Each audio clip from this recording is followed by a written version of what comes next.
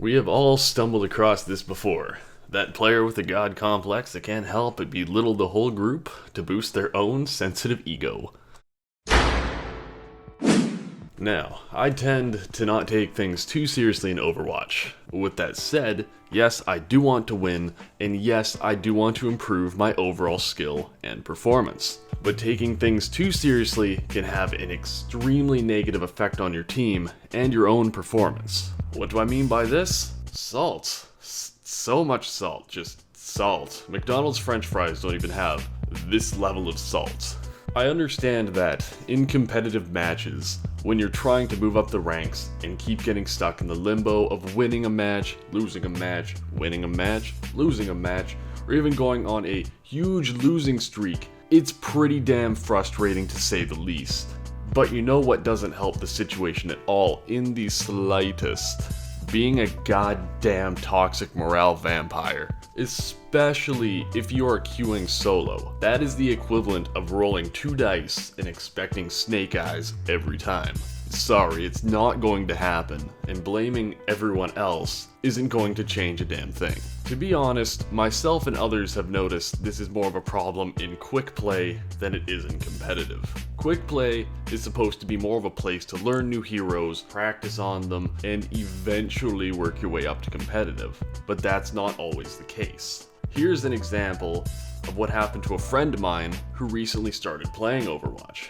I will premise this story by saying, at the time, he was, I believe, level 8 with maybe a couple hours of game time. Now, he knew that going for support or a tank right off the bat was probably not the best thing to do, with the minimal amount of experience he had. So he picked Junkrat, a good choice in my opinion, and you know what? He was pretty damn good at it. I had played with him for most of his matches, and the guy was raking in the kills. He was getting plays of the game just out the ass. But with great enjoyment comes great toxicity. He joined a quick play match that wasn't doing too great. It was looking like it was gonna be a loss. And what do you think the team's reaction was? Did they go, oh well, shit happens? Did they suggest a possible solution to a situation they noticed, possibly improving a new player's overall knowledge of the game? Or did they blame the low level for being new? If you chose, oh well, shit happens, I like how optimistic you are, but you're wrong. They went with, blame the low level because that's the easiest thing to do. Instead of self-reflecting on what happened and their own mistakes, they took the cop-out and pointed the finger at the new guy. When I'd come online later that day, he had told me what happened, and that it had happened multiple times. This stuff can be a real problem because it made him almost uninstall the game.